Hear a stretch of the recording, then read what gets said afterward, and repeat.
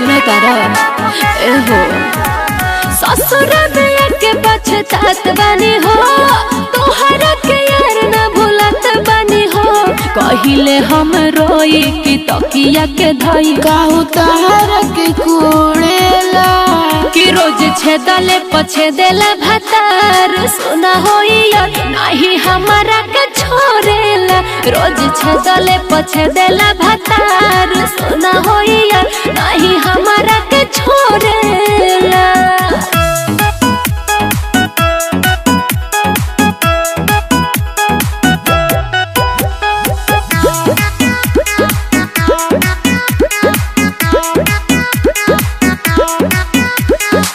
रोज पलंग पकड़ेला चढ़ाई हो हम तोहरा से केतना बताई हो अरे परेशान हो गइल बानी हे सोना रोज पलंग पकड़ेला चढ़ाई हो हम तोहरा से केतना बताई हो करेला बरियारी धरेला या कवारी काऊ पलंग के तोड़ेला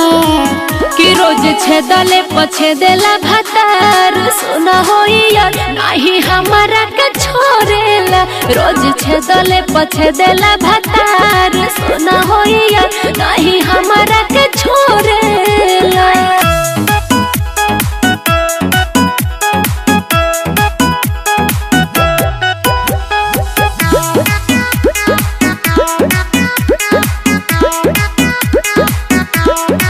बिकी बेका से आ जाना पास हो आजा पास हो नहीं होला सुनो बरदास हो अरे काहे नहीं सुनत हो बिकी बेका से आ जाना पास हो आजा पास हो नहीं होला सुनो बरदास हो छोरे ना बिकी बाबू हो खेला बेकाबू काऊ तहरा से लड़ेला